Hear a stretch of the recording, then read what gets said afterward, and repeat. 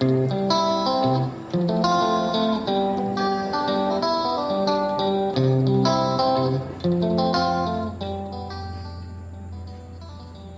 saya Fendi Kurniawan, ingin menjelaskan tentang formulasi masalah dan risk picture.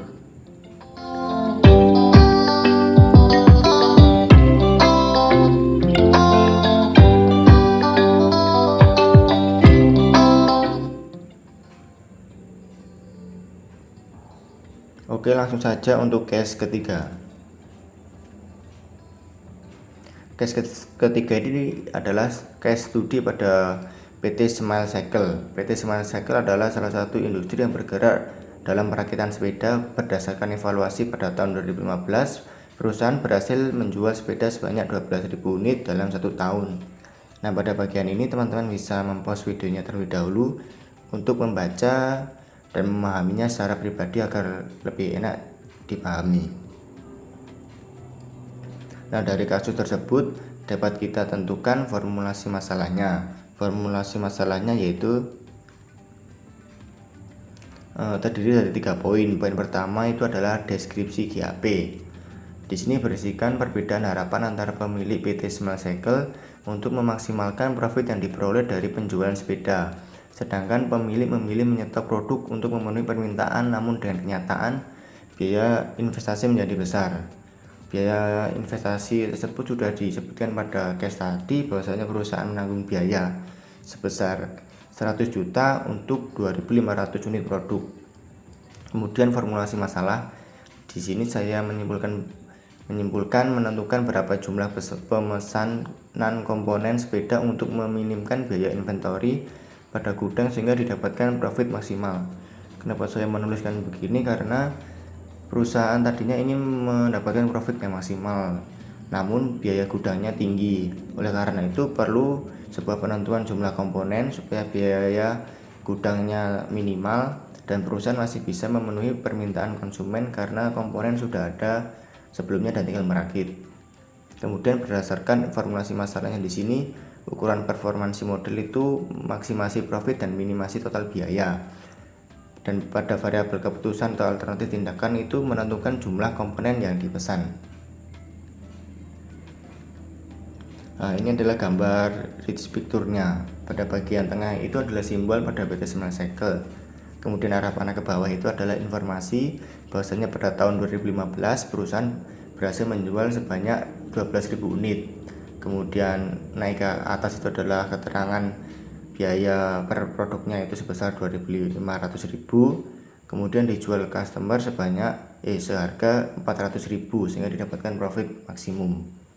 Pada kanan itu adalah informasi untuk biaya satu kali pesan itu sebesar 100 juta untuk total 2.500 unit. Kemudian yang di bawah tengah itu adalah perusahaan menggunakan metode make to stock sebesar 20%.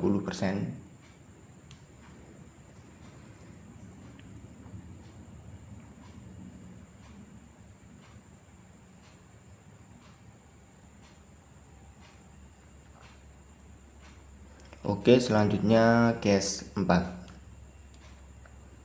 Nah, seperti tadi teman-teman bisa mempost pada bagian ini untuk membaca dan memahaminya secara pribadi.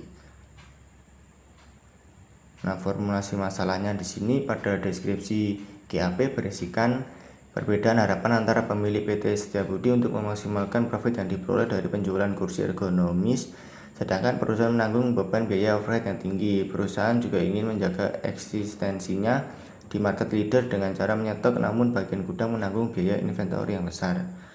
Nah, biaya overhead tersebut tadinya juga sudah disebutkan pada case, bahasanya perusahaan menanggung biaya sebesar 200 juta itu untuk biaya promosi, biaya pemeliharaan dan pajak serta gaji karyawan. Kemudian pada formulasi masalahnya di sini saya menyimpulkan untuk menentukan berapa jumlah kursi yang diproduksi agar perusahaan dapat memenuhi permintaan di pasar, serta untuk meminimkan biaya inventory pada gudang sehingga didapatkan profit maksimal. Kenapa saya menuliskan begini? Karena perusahaan ingin mendapatkan profit yang maksimal serta menjaga eksistensinya di market leader. Oleh karena itu mau tidak mau perusahaan sebisa mungkin memenuhi permintaan konsumen. Nah, untuk memenuhi permintaan konsumen, perusahaan menggunakan metode make to stock sebesar 20%. Namun metode ini bisa menjadi bumerang bagi gudang karena gudang menanggung biaya ongkos sebesar 5% dari nilai produk. Kemudian pada poin 3, berdasarkan formulasi masalahnya di sini, ukuran performansi model itu maksimasi profit dan minimasi total biaya.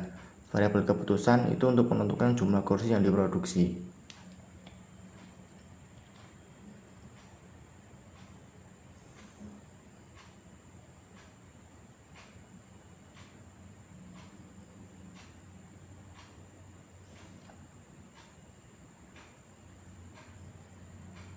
Nah, pada bagian ini teman-teman bisa memahaminya dengan cara membaca pada case keempat tadi sebelumnya, sehingga didapatkan kesimpulan formulasi masalahnya seperti ini. Nah, ini adalah reach picture-nya, yaitu pada bagian tangan itu adalah bagian simbol dari PT Setiabudi menggunakan metode make to stock sebesar 20%. Kemudian ongkos estimasinya 5%, ongkos inventorinya itu sebesar 2% dari barang, kemudian terjual itu 1.500 kursi, kemudian biayanya itu sebesar 200, itu untuk komponennya itu sebesar 55.000, kemudian pekerjanya itu sebesar 7.500 per jam, kemudian dijual seharga 200.000 per unit. Kemudian itu tadi adalah keterangan biaya overheadnya sebesar 200 juta. Sekian, terima kasih.